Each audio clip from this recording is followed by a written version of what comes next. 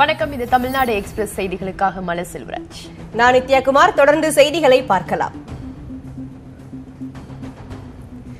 தங்கள் மீது எத்தனை வழக்குகள் போட்டாலும் போராட்டத்தை கைவிட மாட்டோம் என ஸ்டெர்லைட்டுக்கு எதிராக போராட்டம் நடத்தும் குமரட்டியாபுரம் மக்கள் தெரிவித்துள்ளனர். ஸ்டெர்லைட் ஆலையை நிரந்தரமாக மூட வலியுறுத்தி 52வது நாளாக குமரட்டியாபுரத்தில் தொடர் போராட்டம் நடைபெற்று வருகிறது. இந்நிலையில் ஆழ்துளை கிணற்றை சுத்தப்படுத்த வந்த அதிகாரிகளை தடுத்து நிறுத்தியதாக 25 பேர் மீது வழக்கு பதிவு செய்யப்பட்டுள்ளது. இதுகுறித்து பேசிய கிராம மக்கள் அடக்குமுறையை கையாண்டால் ஆலையை முற்றுகையிட்டு போராட்டத்தில் ஈடுபடுவோம் என தெரிவித்துள்ளனர். போராட்டத்தை கையில எடுத்த நாள்ல இருந்து உங்களை அந்த கேஸ் போட்டுருவோம் இந்த கேஸ் போட்டுருவோம் மிரட்டி இருக்காங்க. பொய் வழக்கு இன்னைக்கு 25 பேர் மேல பொய் வழக்கு போட்டிருக்காங்க. இந்த பொய் வழக்க கேஸை வாபஸ் வாங்கணும். நாங்க எதுக்காக போராடுறோம்? எங்க குழந்தைகளுக்காக, எங்க எதிர்கால சந்ததிகளுக்காக தான் நாங்க போராடுறோம். பொய் வழக்கு போடுறதுக்கு நாங்க யார் வீட்டுல போய் திருடிட்டு வந்தோமா? பாஜகவின் துரோகத்தை கண்டித்து மென்மையாக கூட எதையும் பேச திராணி இல்லாத அதிமுகவினர் திமுகவை விமர்சித்து உண்மை முகத்தை காண்பித்துள்ளதாக திமுக செயல் தலைவர் மு.க.ஸ்டாலின் விமர்சித்துள்ளார்.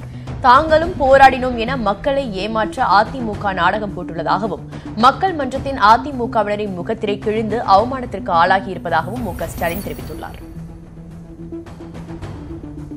மக்கள் எழுச்சியுடன் நடந்த போராட்டத்தை திமுக செயல் தலைவர் மு.க.ஸ்டாலின் கொச்சைப்படுத்துவது சரியல்ல என அமைச்சர் மஃபாய் பாண்டியராஜன் தெரிவித்துள்ளார். சென்னை விமான நிலையத்தில் செய்தியாளர்களிடம் பேசிய அவர் அதிமுகவின் போராட்டத்திற்கு கிடைத்த வரவேற்பை பொறுத்துக் கொள்ள முடியாமல் ஸ்டாலின் பேசியிருப்பதாகவும் கூறினார். இது ஒரு கபட நாடகம் என்று ஸ்டாலின் அவர்கள் சொல்லியிருக்கிறது. அது ஒரு விரக்தியில் விளைந்த வார்த்தைகள்னு நினைக்கிறேன். என்னை பொறுத்த வரைக்கும் இதை கூட ஒருத்தங்க கொச்சப்படுத்த முடியுமான்றதுதான் ஒரு கேள்வியா இருக்கு. இந்த அமைப்பு காவிரி விவகாரத்தில் மத்திய அரசை கண்டித்து இன்று இந்திய கம்யூனிஸ்ட் கட்சி சார்பில் ரயில் மறியல் போராட்டம் நடைபெறவுள்ளது. காவிரி மேலாண்மை வாரியம் அமைக்க கோரி கடந்த சில நாட்களாக பல்வேறு அமைப்புகளும் போராட்டத்தில் ஈடுபட்டு வரும் நிலையில் இந்திய கம்யூனிஸ்ட் கட்சி சார்பில் இன்று ரயில் மறியலில் அனைவரும் பங்கேற்க வேண்டும் என்றும் மக்கள் ஆதரவு அளிக்க வேண்டும் என்றும் அக்கட்சி வேண்டுகோள் விடுத்துள்ளது. காவிரி மேலாண்மை வாரியம் அமைக்காத மத்திய அரசை கண்டித்து நாளை நடைபெறும் முழு அடைப்பு போராட்டத்தில் லாரி உரிமையாளர்களும் பங்கேற்பார்கள் என காஞ்சிபுரம் மாவட்ட டிப்பர் லாரி மற்றும் மண் அள்ளும் இயந்திர உரிமையாளர்கள் நல சங்கம் அறிவித்திருக்கிறது. வண்டலூரில் செய்தியாளர்களிடம் பேசிய அந்த சங்கத்தின் தலைவர் நாராயணன் 3000க்கும் மேற்பட்ட லாரிகளும் 10,000க்கும் மேற்பட்ட தொழிலாளர்களும் போராட்டத்தில் பங்கேற்பார்கள் என தெரிவித்தார். காவிரி மேலாண்மை வாரியத்தை அமைக்காத மத்திய அரசை கண்டித்து திருச்சி விமான நிலையத்தில் விவசாயிகளுடன் சேர்ந்து முற்றுகையிட முயன்ற டிடிவி தினகரன் தரப்பினருக்கும் காவல்துறையினருக்கும் இடையே தள்ளுமுள்ளு ஏற்பட்டது. பொதுமக்களுக்கு இடையூறு ஏற்படுத்தியது உள்ளிட்ட 3 பிரிவுகளின் கீழ் தினகரன், ஐயாக்கண்ணு மற்றும் PR பாண்டியன் மீது காவல் நிலையத்தில் வழக்கு பதிவு செய்யப்பட்டுள்ளது. காவிரி மேலாண்மை வாரியம் அமைக்க வலியுறுத்தி தமிழகத்தின் பெரும்பாலான பகுதிகளில் கடையடைப்பு போராட்டம் நடைபெற்றது. எப்போதும் பரபரப்பாக காணப்படும் சென்னை கோயம்பேடு சந்தையில் பெரும்பாலான கடைகள் மூடப்பட்டிருந்தன. நுங்கம்பாக்கம், கோடம்பாக்கம், அண்ணா சாலை உள்ளிட்ட பகுதிகளில் மருந்து கடைகளும் மூடப்பட்டிருந்தன. இதேபோல் தியாகராய நகர், ரங்கநாதன் தெரு, உஸ்மான் சாலை ஆகிய பகுதிகளிலும் 100க்கும் மேற்பட்ட கடைகள் அடைக்கப்பட்டிருந்தன. காவிரி மேலாண்மை வாரியம் அமைக்க கோரியும் ஸ்டெர்லைட் ஆலையை மூட வலியுறுத்தியும் வரும் 8ஆம் தேதி தென்னிந்திய நடிகர் சங்கம் சார்பில் ஆர்ப்பாட்டம் நடைபெறும் என அறிவிக்கப்பட்டுள்ளது. காலை 9 மணி முதல் மதியம் 1 மணி வரை நடைபெறும் இந்த போராட்டம் கண்டன அறவழி போராட்டமாக இருக்கும் என நடிகர் சங்கம் அறிவித்துள்ளது. நியூட்ரினோ திட்டத்திற்கு அனுமதி அளித்தால் கட்டபொம்மனை காட்டிக் கொடுத்த எட்டப்பனின் இழிநிலை தமிழக அரசுக்கு ஏற்படும் என்று மதிமுக பொதுச் செயலாளர் வைகோ சாடியுள்ளார். நியூட்ரினோ திட்டத்தை கைவிடக் கோரி வைகோ மேற்கொண்ட நடைப்பயணத்தின் இறுதி நாளான நேற்று தேனி மாவட்டம் பங்களாமேடு பகுதியில் நியூட்ரினோ எதிர்ப்பு பொதுக்கூட்டம் நடைபெற்றது. பொதுக்கூட்டத்தில் கவிஞர் வைரமுத்து உள்ளிட்ட பலர் கலந்து கொண்டனர். கூட்டத்தில் பேசிய வைகோ நியூட்ரினோ திட்டத்தால் 5 மாவட்ட மக்களின் குடிநீர் ஆதாரமாக உள்ள முல்லைப் பெரியாறு அணைக்கு ஆபத்து ஏற்படும் என்றார். நியூட்ரினோவுக்கு உங்க அரசு அனுமதி கொடுத்தால் கட்டபொம்மனை காட்டி கொடுத்த எட்டப்பனுக்கு என்ற இழிச்சொல்லுண்டோ அந்த இழிச்சொல்தான் உங்களுக்கு வரும். தயவு செய்து பாவத்தை செய்து விடாதீர்கள். வருங்காலத்தை பாதுகாக்க அரசியல், மதம், சாதிகளுக்கு அப்பாற்பட்டு இளைஞர்கள் ஒன்றிணைய வேண்டும் என பச்சை தமிழகம் கட்சியின் ஒருங்கிணைப்பாளர் சுப உதயகுமார் தெரிவித்துள்ளார். ஸ்டெர்லைட் ஆலையை மூடக்கோரி திருச்செந்தூரில் பேரணி நடைபெற்றது. இதில் பங்கேற்ற பிறகு செய்தியாளர்களிடம் பேசிய சுப உதயகுமார் ஸ்டெர்லைட், காவிரி, நியூட்ரினோ, அணு உலை எதிர்ப்பு என தமிழகமே போராட்ட களமாக மாறியுள்ளதாக தெரிவித்தார். நாங்க இந்த போராட்டத்தை கையில எடுத்த நாள்ல இருந்து உங்களை அந்த கேஸ் போட்டுருவோம் இந்த கேஸ் போட்டுருவோன்னே மிரட்டி இருக்காங்க. பொய் வழக்கு இன்னைக்கு 25 பேர் மேல பொய் வழக்கு போட்டிருக்காங்க. இந்த பொய் வழக்க கேஸை வாபஸ் வாங்கணும். நாங்க எதுக்காக போராடுறோம்? எங்க குழந்தைகளுக்காக, எங்க எதிர்கால சந்ததிகளுக்காக தான் நாங்க போராடுறோம். பொய் வழக்கு போடுறதுக்கு நாங்க யார் வீட்டுல போய் திருடிட்டு வந்தோமா? தஞ்சை உள்ளிட்ட டெல்டா பகுதிகளில் இருந்து ONGC நிறுவனம் முழுமையாக வெளியேற வேண்டும் உள்ளிட்ட கோரிக்கைகளை வலியுறுத்தி ஒரத்தநாட்டில் பேரணி நடைபெற்றது. ஒரத்தநாடு வட்டாட்சியர் அலுவலகத்தில் இருந்து பேருந்து நிலையம் வரை நடைபெற்ற இந்த பேரணியில் 500க்கும் மேற்பட்டோர் பங்கேற்றனர். காவிரி மேலாண்மை வாரியம் அமைக்க கோரி புதுச்சேரியில் வாட்ஸ்அப் மூலம் இணைந்த நண்பர்கள் போராட்டத்தில் ஈடுபட்டனர். மிஷன் துரோகம் என்ற வாட்ஸ்அப் குரூப் மூலமாக ஒருங்கிணைக்கப்பட்ட இந்த போராட்டத்தில் பங்கேற்றவர்கள் ஸ்டெர்லைட்டுக்கு எதிராகவும் ஹைட்ரோ கார்பன் திட்டத்திற்கு எதிராகவும் முழக்கங்களை எழுப்பினர். சென்னை ட்ரக்கிங் கிளப் அமைப்பின் நிறுவனரும் பெல்ஜியத்தை சேர்ந்தவருமான பீட்டர் வான் கெய்ட் முன்ஜாமீன் கோரி உயர்நீதிமன்ற மதுரை கிளையில் மனு தாக்கல் செய்துள்ளார். இந்த மனு விரைவில் விசாரணைக்கு வரவுள்ளது. இந்த அமைப்பின் மூலம் சென்றவர்கள்தான் குரங்கணி மலைப்பகுதியில் மலையேற்ற பயிற்சியில் ஈடுபட்ட போது தீ விபத்தில் சிக்கி உயிரிழந்தனர். இந்த பயிற்சிக்கு தலைமை வகித்ததாக பீட்டர் மீது குரங்கணி போலீசார் வழக்கு பதிவு செய்துள்ளது கவனிக்கத்தக்கது. இந்தியாவில் சிறந்த கல்வி நிறுவனங்கள் பட்டியலில் பெங்களூரு IISc முதல் இடம் பிடித்துள்ளது. சென்னை IIT 2வது இடத்திலும் அண்ணா பல்கலைக்கழகம் 10வது இடத்திலும் உள்ளன. சிறந்த பொறியியல் கல்வி நிறுவனங்களுக்கான தரவரிசை பட்டியலில் சென்னை IIT முதலிடத்தில் உள்ளதாக அறிவிக்கப்பட்டுள்ளது. காஞ்சிபுரம் முருகர் கோவில் கட்சியப்பர் வெண்கல சிலை திருட்டு தொடர்பாக கோவில் அர்ச்சகர் கைது செய்யப்பட்டார். கடந்த மாதம் நடைபெற்ற திருவிழாவின் போது வீதி உலா கொண்டுவரப்பட்ட கட்சியப்பர் சிலை கடந்த 10ஆம் தேதி காணாமல் போனது. இந்நிலையில் அர்ச்சகர் கார்த்திக்கிடம் நடத்தப்பட்ட விசாரணையில் போதையில் கோவில் குளத்தில் சிலை வீசியதாக தெரிவித்தார். இதையடுத்து அவர் கைது செய்யப்பட்டார். ஆனாலும் கோவில் குளத்தில் சிலை கிடைக்கவில்லை என்பதால் போலீசார் தொடர்ந்து விசாரணை நடத்தி வருகின்றனர். தஞ்சை மாவட்டம் திருவிடைமருதூர் அடுத்த பந்தநல்லூர் பசுபதீஸ்வரர் கோவிலில் உள்ள 382 உலோக சிலைகளின் உண்மை தன்மை குறித்து தொல்லியல் ஆய்வுத்துறை வல்லுநர் நாகசாமி, தென்மண்டல இயக்குநர் சத்யபாமா பத்ரிநாத் தலைமையில் 12 பேர் கொண்ட குழுவினர் ஆய்வு செய்து வருகின்றனர். கோவிலில் இருந்த உலோக சிலைகள் காணாமல் போனதாக புகார் எழுந்த நிலையில் அந்த சிலைகளுக்கு பதிலாக போலி சிலைகள் வைக்கப்பட்டதாக தகவல்கள் வெளியாகின. இந்நிலையில் அதிகாரிகள் குழுவினர் ஆய்வு மேற்கொண்டு வருகின்றனர். வேலூர் மாவட்டம் பாலாற்றில் பல இடங்களில் நள்ளிரவில் மணல் திருட்டு நடந்து வருவதாக புகார் எழுந்துள்ளது. ராணிப்பேட்டை காந்திநகர் பகுதியில் இரவில் சுமார் 100 லாரிகள் மூலம் கள்ளத்தனமாக ஒவ்வொரு நாளும் மணல் அள்ளப்பட்டு வருகிறது. இதேபோல் காவிரிப்பாக்கம், சக்கரமல்லூர், வாலாஜா ஆகிய பகுதிகளில் மாட்டு வண்டிகளிலும் லாரிகளிலும் மணல் கொள்ளையடிக்கப்பட்டு அருகில் உள்ள விவசாய நிலங்களில் கொட்டப்படுகிறது. பின்னர் இந்த மணல் அண்டை மாநிலங்களுக்கு கடத்தப்படுவதாக அந்த பகுதி மக்கள் குற்றம் சாட்டுகின்றனர். ஆனால் இந்த மணல் திருட்டை காவல்துறையினர் மற்றும் கனிமவளத்துறையினர் கண்சாடையாய் விட்டுவிட்டு வேடிக்கை பார்ப்பதாக புகார் எழுந்துள்ளது. பகல் இரவு நேரங்களில் மிக அதிகமான அளவில் மணல் கொள்ளை நடக்குது. குறிப்பாக மாட்டு வண்டிகள் மூலமாக ஏற்றி செல்லப்படுகிற அந்த மணல் என்பது ஒரு இடத்தில் சேகரிக்கப்பட்டு இரவு நேரங்களில் JCB மூலம் 100க்கும் மேற்பட்ட லாரிகள் மூலமாக தமிழ்நாட்டினுடைய பல்வேறு பகுதிகளுக்கும் வேறு மாநிலத்துக்கும் அனுப்பப்படுகிறது. சிதம்பரம் அருகே 16 வயது சிறுமியை பாலியல் வன்கொடுமைக்கு உள்ளாக்கி கொலை செய்த குற்றவாளிகள் மீது நடவடிக்கை எடுக்க கோரி கிராம மக்கள் சாலை மறியலில் ஈடுபட்டனர். கடலூர் மாவட்டம் சேத்தியாத்தோப்பு அருகே உள்ள பரதூர் கிராமத்தை சேர்ந்த 16 வயது பெண் கடந்த ஞாயிற்றுக்கிழமை அன்று காணாமல் போன நிலையில் நேற்று அதே பகுதியில் உடலில் காயங்களுடன் சடலமாக கண்டெடுக்கப்பட்டார். தொடர்ந்து பெண்ணை பாலியல் வன்கொடுமைக்கு உள்ளாக்கியதாக 3 பேர் கைது செய்யப்பட்டுள்ளனர். நீலகிரி மாவட்டம் குன்னூரில் பெய்த மழையால் வீடுகளுக்குள் தண்ணீர் புகுந்ததால் மக்கள் அவதிக்குள்ளாகியுள்ளனர். குன்னூர் மற்றும் பரளியார், அரவங்காடு உள்ளிட்ட பகுதிகளில் 2 மணி நேரத்திற்கும் மேலாக பெய்த மழையால் ஐயப்பன் கோவில் அருகில் உள்ள 10க்கும் மேற்பட்ட வீடுகளில் தண்ணீர் புகுந்தது. முழங்கால் அளவு வரை வீட்டிற்குள் தண்ணீர் புகுந்ததால் மக்கள் வீடுகளை விட்டு வெளியேறினர். நகராட்சி ஊழியர்கள் யாரும் வராததால் பொதுமக்களே வீட்டிற்குள் புகுந்த மழைநீரை அகற்றினர். புதுக்கோட்டை மாவட்டம் ஆலங்குடி அருகே கோவில் திருவிழாவையொட்டி மாட்டு வண்டி மற்றும் குதிரை வண்டி பந்தயங்கள் நடைபெற்றன. ஆலங்குடி அருகே உள்ள வம்பன் வீர மகாளியம்மன் பங்குனி திருவிழாவையொட்டி மாஞ்சன் விடுதி, கொத்தக்கோட்டை ஊராட்சி பொதுமக்களால் நடத்தப்பட்ட பந்தயங்களில் புதுக்கோட்டை, சிவகங்கை, மதுரை உள்ளிட்ட மாவட்டங்களில் இருந்து போட்டியாளர்கள் பங்கேற்றனர். வெற்றி பெற்றவர்களுக்கு பரிசுகள் வழங்கப்பட்டன. கோவை மாவட்டம் அன்னூரில் அரிசி கடையில் கொள்ளையடித்த நபர் தடயங்கள் ஏதேனும் இருக்கிறதா என பார்க்க திரும்பி வந்தது சிசிடிவி கேமராவில் பதிவாகியுள்ளது. அன்னூர் காவல் நிலையத்திற்கு எதிரே உள்ள அரிசி கடையின் பூட்டை உடைத்து 1 லட்சம் பணம் மற்றும் கடையில் இருந்த 4 சவரன் நகை கொள்ளையடிக்கப்பட்டது. இதுகுறித்து சிசிடிவி காட்சிகளை ஆய்வு செய்த போது கொள்ளையடித்துவிட்டு சென்ற நபர் சிறிது நேரம் கழித்து மீண்டும் வந்து தடயங்கள் இருக்கிறதா என தேடி பார்த்தது பதிவாகியுள்ளது. சென்னை சென்ட்ரல் அருகே ஓடும் ரயிலில் வழக்கறிஞரிடம் நகைகள் கொள்ளையடிக்கப்பட்டது குறித்து போலீசார் விசாரணை மேற்கொண்டு வருகின்றனர்.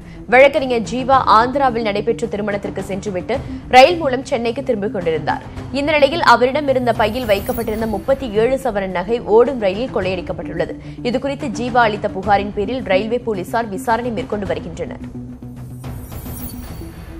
காட்டு யானைகளை விரட்ட முதுமலை புலிகள் காப்பகத்தில் பயிற்சி பெற்ற 2 கும்கி யானைகள் சாடிவயல் யானைகள் முகாமிற்கு கொண்டு வரப்பட்டன. கோவை மேற்கு தொடர்ச்சி மலை கிராமங்களில் புகும் காட்டு யானைகளை விரட்டும் பணியில் இருந்த சுஜய், பாரி ஆகிய கும்கி யானைகளுக்கு ஓய்வு கொடுக்கப்பட்டு முதுமலைக்கு அனுப்பப்பட்டது. இதற்கு மாற்றாக முதுமலை புலிகள் காப்பகத்தில் இருந்து சேரன், ஜான் எனப்படும் 2 கும்கி யானைகள் சாடிவயல் யானைகள் முகாமிற்கு கொண்டு வரப்பட்டன. சென்னையை அடுத்த குன்றத்தூர் அருகே 8 ஆண்டுகளாக கொத்தடிமைகளாக இருந்த ஒரே குடும்பத்தைச் சேர்ந்த 12 பேரை அதிகாரிகள் மீட்டுள்ளனர். காஞ்சிபுரம் மாவட்டம் மாமண்டூரை சேர்ந்த இருளர் சமூக மக்கள் 12 பேர் பழந்தண்டலம் பகுதியில் கொத்தடிமைகளாக இருப்பதாக தாம்பரம் கோட்டாட்சியருக்கு புகார் அளிக்கப்பட்டது. இதனையடுத்து அதிகாரிகள் நடத்திய ஆய்வில் திருமுடிவாக்கத்தை சேர்ந்த சண்முகம் என்பவரிடம் 12 பேர் கொத்தடிமைகளாக இருந்து வந்தது பின்னர் தெரியவந்தது. கோவில்பட்டி அருகே தீப்பெட்டி ஆலையின் கழிவுகளில் தீப்பற்றியதில் அங்கு விளையாடிக் கொண்டிருந்த சிறுவன் உயிரிழந்தான். கோவில்பட்டி ஆவல்நத்தம் கிராமத்தில் லாரன்ஸ் ராஜதுரை என்பவருக்கு சொந்தமான தீப்பெட்டி ஆலையின் முன்புறம் தீக்குச்சி கழிவுகள் கொட்டப்பட்டிருந்தன. இதில் நேற்று ஏற்பட்ட தீ விபத்தில் சிக்கி பத்ரகாளி முத்து என்ற சிறுவன் உயிரிழந்தான். இந்நிலையில் சிறுவன் உயிரிழப்பு காரணமான தீப்பெட்டி ஆலை உரிமையாளர் மீது நடவடிக்கை எடுக்க கோரி அரசு மருத்துவமனைக்கு முன்பு சிறுவனின் உறவினர்கள் சாலை மறியலில் ஈடுபட்டனர். கிருஷ்ணகிரி அருகே உயர் மின் அழுத்தம் காரணமாக மின்கம்பி அருந்து ஆட்டு கொட்டகையின் மீது விழுந்ததில் 13 ஆண்டுகள் உயிரிழந்தன. கிருஷ்ணகிரி அடுத்த மணிநகர் பகுதியைச் சேர்ந்தவர் மாரியப்பன் அதே பகுதியில் ஆட்டு பண்ணை வைத்துள்ளார். இந்நிலையில் ஆட்டு கூடாரத்தின் மேல் சென்ற மின்கம்பி உயர் மின் அழுத்தம் காரணமாக அருந்து விழுந்தது. இதனால் தகரத்தால் ஆன ஆட்டு கொட்டகையில் மின்சாரம் பாய்ந்ததில் உள்ளே இருந்த 13 ஆடுகள் மின்சாரம் தாக்கி உயிரிழந்தன. தூத்துக்குடி மாவட்டம் சாத்தான்குளம் அருகே காரும் இருசக்கர வாகனமும் மோதிய விபத்தில் கணவன் மனைவி சம்பவ இடத்திலேயே உயிரிழந்தனர். 4 பேர் காயமடைந்தனர். சாத்தான்குளம் அருகே உள்ள தெற்கு இளமால் குளத்தை சேர்ந்த சண்முகம் மற்றும் அவரது மனைவி அலமேலு இருசக்கர வாகனத்தில் வந்து கொண்டிருந்த போது பனைக்குளம் அருகே எதிரே வந்த கார் மோதியது. திருவண்ணாமலையில் நீதிமன்ற உத்தரவுப்படி மூடப்பட்ட டாஸ்மாக் கடையை மாவட்ட நீதிபதி நேரில் ஆய்வு செய்தார். மத்திய பேருந்து நிலையம் எதிரே மக்களுக்கு இடையூறாக இருந்த மதுக்கடையை மூடக்கோரி தொடரப்பட்ட வழக்கை விசாரித்த மாவட்ட நீதிபதி மகிழேந்தி 4 நாட்கள் கடையை தற்காலிகமாக உத்தரவிட்டார். இந்த வழக்கில் நேரில் ஆஜரான மாவட்ட ஆட்சியர் கடை முழுவதுமாக அகற்றப்படும் என உறுதிமொழி அளித்ததை அடுத்து வழக்கு முடித்து வைக்கப்பட்டது. மேலும் மூடப்பட்ட கடையை மாவட்ட நீதிபதி மகிழேந்தி மற்றும் சார்பு நீதிபதி ராஜ்மோகன் ஆகியோர் நேரில் ஆய்வு செய்தனர். திருவாரூர் மாவட்டம் மன்னார்குடி அருகே நடைபெற்ற கோவில் தேரோட்டத்தில் ஏராளமான பக்தர்கள் பங்கேற்றனர். மன்னார்குடி அடுத்த வடுவூர் கோதண்டராமர் கோவிலில் பிரம்மோற்சவம் கடந்த 26ஆம் தேதி கொடியேற்றத்துடன் தொடங்கியது. திருவிழாவின் முக்கிய நிகழ்வான தேரோட்டம் நேற்று நடைபெற்றது. இதில் சுற்றுவட்டார பகுதிகளைச் சேர்ந்த மக்கள் பங்கேற்று தேரை வடம் பிடித்து இழுத்தனர். தன்னை தெலுங்கர் என்று சீமான் தவறான பரப்புரை செய்து வருவதோடு அபாண்டமான குற்றச்சாட்டுகளை மீம்ஸ் மூலம் பரப்பி வருவதாக மதிமுக பொதுச் செயலாளர் வைகோ குற்றம் சாட்டியுள்ளார். முன்னதாக மதுரை மாவட்டம் பெருங்காமநல்லூர் நடைபெற்ற நினைவேந்தல் நிகழ்ச்சியில் பங்கேற்ற வைகோ மீது நாம் தமிழர் கட்சியினர் தாக்க முயன்றதால் பதற்றம் நிலவியது. விடுதலை புலிகளினுடைய சின்னத்தை பிரபாகரன் உயிரோடு இல்லை என்று கருதி கொண்டு, உண்மை என்னன்னு அவருக்கு தெரியாது, கருதி கொண்டு புலிகளுடைய சின்னத்தையே தன்னுடைய கொடியாக்கி புலிகள் பிரபாகரனோடு தான் பல நாள் இருந்ததாகவும் வேட்டைக்கு போனதாகவும் ஆமக்கறி தின்னதாகவும் கோயபல்ஸ் கூட சொல்ல முடியாத பொய்யை சொன்னார். இவர் மொத்தம் 8 நிமிடம் தான் இவரை பார்க்க பிரபாகரன் அனுமதித்தார். புகைப்படம் எடுக்க அனுமதிக்கவில்லை.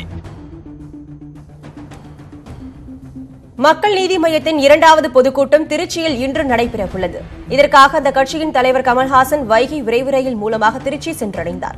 கடந்த பிப்ரவரி மாதம் 21ஆம் தேதி மதுரையில் நடைபெற்ற முதல் பொதுக்கூட்டத்தில் மக்கள் நீதி மய்யத்தின் பெயர் மற்றும் சின்னத்தை கமல் அறிவித்தார். இதையடுத்து திருச்சியில் இன்று மாலை நடைபெறும் பொதுக்கூட்டத்தில் காவிரி விவகாரம், ஸ்டெர்லைட் விவகாரம் குறித்து கமல்ஹாசன் பேசுவார் என எதிர்பார்க்கப்படுகிறது. சென்னை ராயபுரத்தில் வலம்புரி விநாயகர் சிலையில் அம்மன் உருவம் தெரிவதாக தகவல்கள் வெளியானதால் பக்தர்களின் கூட்டம் அலைமோதியது. ராயபுரத்தை சேர்ந்த சுந்தரம் என்பவரின் வீட்டு வாசலில் வைக்கப்பட்டிருந்த விநாயகர் கோவிலில் உள்ள சிலை அம்மன் உருவமாக மாறியதாக கூறப்படுகிறது. இந்த தகவல் பரவிய நிலையில் அங்கு ஏராளமானோர் திரண்டனர். இதனால் அங்கு போலீசார் குவிக்கப்பட்டனர். பெரம்பலூர் அருகே நடைபெற்ற கோவில் திருவிழாவில் முள் படுக்கையில் படுத்து பக்தர்கள் தங்களது நேர்த்திக்கடனை செலுத்தினர். பாடாலூர் அருகே உள்ள ஊட்டத்தூரில் உள்ள செல்லியம்மன் கோவில் பங்குனி திருவிழா கடந்த 20ஆம் தேதி தொடங்கியது. விழாவின் முக்கிய நாளான நேற்று முள் படுகல நிகழ்ச்சி நடைபெற்றது. கூர்மையான முட்கள் நிறைந்த கருவேல குச்சிகளை இரு பக்கங்களை அடுக்கப்பட்டிருந்த முள் படுக்கைகளில் படுத்து பக்தர்கள் நேர்த்திக்கடன் செலுத்தினர். ஐசிஐசிஐ வங்கியின் தலைமை செயல் அதிகாரி சந்தா கோச்சாரியின் கணவர் தீபக் கோச்சாரிக்கு வருமான வரித்துறை நோட்டீஸ் அனுப்பியுள்ளது. ஐசிஐசிஐ வங்கியின் வீடியோகான் நிறுவனம் 3250 கோடி ரூபாய் கடன் தொகையை பெறுவதற்காக விதிமுறைகள் மீறப்பட்டதாக புகார்கள் எழுந்தது. கடன் பெறுவதற்காக வீடியோகான் நிறுவனம் தங்கள் நிறுவனங்களின் ஒன்றை ஐசிஐசிஐ வங்கியின் தலைமை செயல் அதிகாரி சந்தா கோச்சாரியின் கணவர் தீபக் கோச்சாருக்கு நன்கொடையாக வழங்கியதாக குற்றச்சாட்டு எழுந்தது. இது தொடர்பாக முதற்கட்ட விசாரணையை சிபிஐ தொடங்கியுள்ளது. தாழ்த்தப்பட்டோர் வன்கொடுமை தடுப்பு சட்டத்தின் கீழ் 2016ஆம் ஆண்டு 47,338 வழக்குகள் பதிவு செய்யப்பட்டுள்ளதாக மத்திய அரசு தெரிவித்திருக்கிறது. இதில் 78 விழுக்காடு வழக்குகளில் குற்றப்பத்திரிகை பதிவு செய்யப்பட்டுள்ளதாகவும் 26 விழுக்காடு வழக்குகளில் தண்டனை வழங்கப்பட்டுள்ளதாகவும் மத்திய அரசு மக்களவையில் கூறியுள்ளது. உத்தரப்பிரதேச மாநிலம் ஆக்ரா பகுதியில் உள்ள பள்ளிகளுக்கு இன்று விடுமுறை அறிவிக்கப்பட்டுள்ளது. உச்சநீதிமன்ற தீர்ப்புக்கு எதிரான தலித் இயக்கங்களின் போராட்டங்களின் காரணமாக விடுமுறை அறிவிக்கப்பட்டுள்ளதாக ஆக்ரா மாவட்ட நிர்வாகம் தெரிவித்துள்ளது. பள்ளிகளுக்கு விடுமுறை எனினும் சிபிஎஸ்இ தேர்வுகள் வழக்கம் போல் நடைபெறும் என்றும் கூறப்பட்டுள்ளது. தாழ்த்தப்பட்டோர் வன்கொடுமை தடுப்பு சட்டம் தொடர்பான உச்சநீதிமன்ற தீர்ப்புக்கு எதிரான போராட்டத்தில் ராஜஸ்தான் மாநிலம் காரவலி பகுதியில் உள்ள பாஜக எம்எல்ஏ ஒருவரின் வீடு தீக்கிரையாக்கப்பட்டது. அதே பகுதியில் உள்ள முன்னாள் எம்எல்ஏ ஒருவரின் வீடும் தீ வைத்து கொளுத்தப்பட்டது. இப்பகுதியில் காவல்துறையினர் குவிக்கப்பட்டு வருகின்றனர். டெல்லி சென்றுள்ள ஆந்திர முதலமைச்சர் சந்திரபாபு நாயுடு பல்வேறு அரசியல் கட்சித் தலைவர்களை சந்தித்து பேசினார். பாஜகவிற்கு எதிராக 3வது அணி உருவாக்குவது குறித்து தேசிய மாநாட்டு கட்சித் தலைவர் ஃபரூக் அப்துல்லா, அதிமுக எம்பி மைத்ரேயன், இந்திய கம்யூனிஸ்ட் எம்பி டி ராஜா, சமாஜ்வாதி கட்சியைச் சேர்ந்த ராம் கோபால் யாதவ் உள்ளிட்ட பல தலைவர்களை சந்திரபாபு நாயுடு சந்தித்து ஆலோசனை மேற்கொண்டார். பயங்கரவாத அமைப்புகளில் சேரும் காஷ்மீர் இளைஞர்களின் எண்ணிக்கை அதிகரித்துள்ளதாக காஷ்மீர் முன்னாள் முதலமைச்சர் உமர் அப்துல்லா எச்சரித்துள்ளார். இதுகுறித்து அவர் வெளியிட்டுள்ள அறிக்கையில், பயங்கரவாத அமைப்புகளில் இளைஞர்கள் சேருவது குறித்து டெல்லியில் இருப்போரும் காஷ்மீரும் இருப்போரும் அக்கறை செலுத்துவதில்லை என்றும் குற்றம் சாட்டியுள்ளார். சமாஜ்வாதி பகுஜன் சமாஜ் கூட்டணி உத்தரப்பிரதேச மாநிலத்தை விட்டு பாஜகவை வெளியேற்றும் என சமாஜ்வாதி கட்சியின் மூத்த தலைவர் ஷிவ்பால் யாதவ் தெரிவித்துள்ளார். மாநிலத்தின் நன்மையை கருதியும் மத்தியில் மாற்றத்தை கொண்டு வருவதற்காகவும் சமாஜ்வாதி பகுஜன் சமாஜ் கூட்டணி அமைத்துள்ளதாக ஷிவ்பால் யாதவ் கூறினார். சிகரெட் மற்றும் புகையிலைப் பொருட்களின் பாக்கெட்டுகள் மீது அச்சிடுவதற்கான 2 புதிய புகைப்படங்களை மத்திய அரசு அறிவித்திருக்கிறது. இந்த புகைப்படங்களை அச்சிடுவது வரும் செப்டம்பர் 1ஆம் தேதி முதல் கட்டாயம் என்று மத்திய அரசு தெரிவித்திருக்கிறது. முதுகலை மருத்துவ படிப்புகளை சேர்வதற்காக கடந்த ஆண்டு நடைபெற்ற நீட் தேர்வுகளின் போது நடைபெற்ற முறைகேடுகள் குறித்து மத்திய அரசு விளக்கம் அளித்துள்ளது. இதுகுறித்து டெல்லி காவல்துறையினர் வழக்கு பதிவு செய்து விசாரணை மேற்கொண்டு வருவதாகவும் மத்திய அரசு தெரிவித்துள்ளது. மக்களவையில் கேள்வி ஒன்றுக்கு எழுத்துப்பூர்வமாக பதிலளித்த மனிதவள மேம்பாட்டுத்துறை இணையமைச்சர் சத்யபால் சிங் இவ்வாறு தெரிவித்துள்ளார். டெல்லியில் ரத்த தானம் செய்வோரின் எண்ணிக்கை கடந்த 3 ஆண்டுகளில் 10 விழுக்காடு சரிந்துள்ளதாக டெல்லி சட்டப்பேரவையில் மத்திய தணிக்கைக்குழு தாக்கல் செய்த அறிக்கையில் கூறப்பட்டுள்ளது.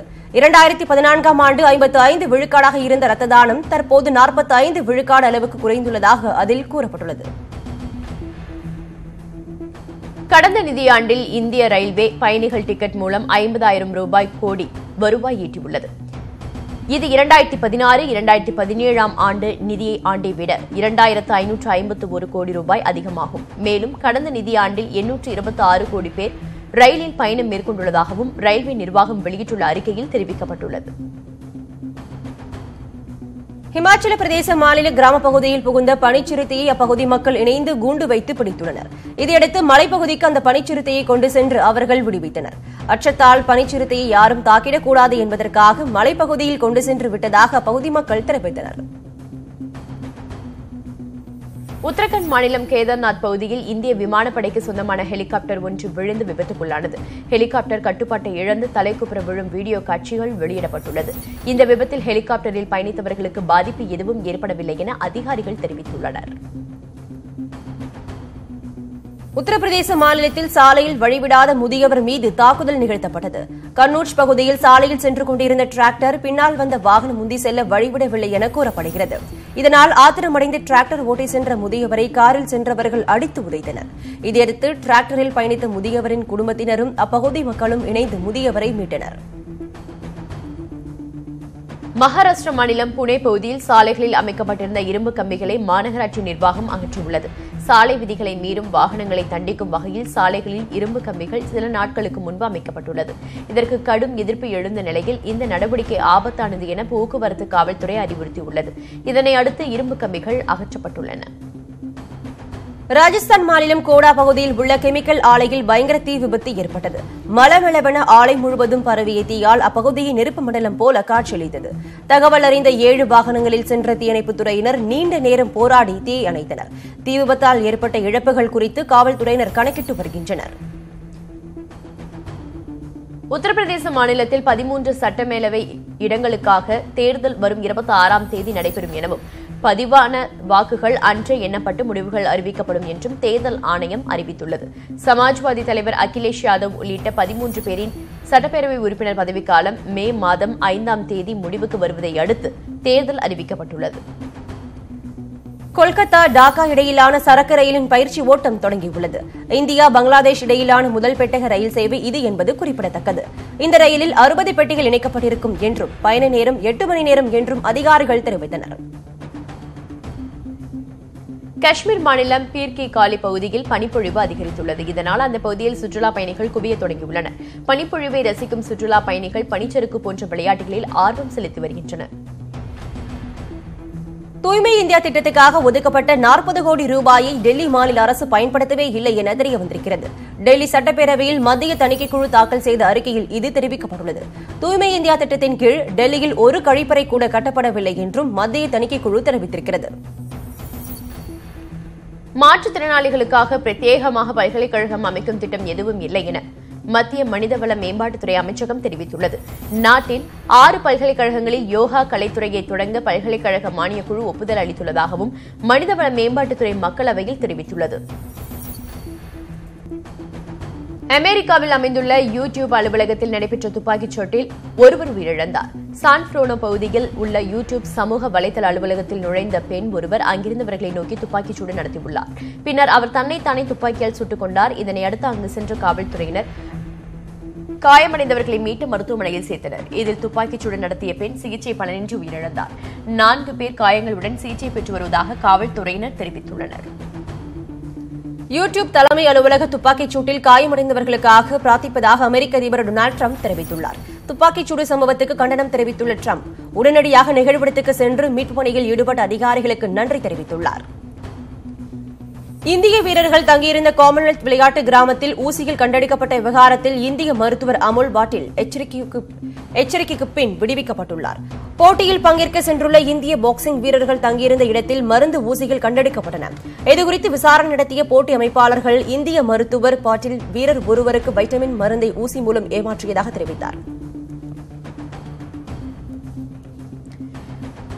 இத்துடன் தமிழ்நாடு எக்ஸ்பிரஸ் நிறைவடைகிறது. மேலும் பல அண்மை செய்திகளுக்கு தொடர்ந்து இணைந்திருங்கள். இது நியூஸ் 18 தமிழ்நாடு.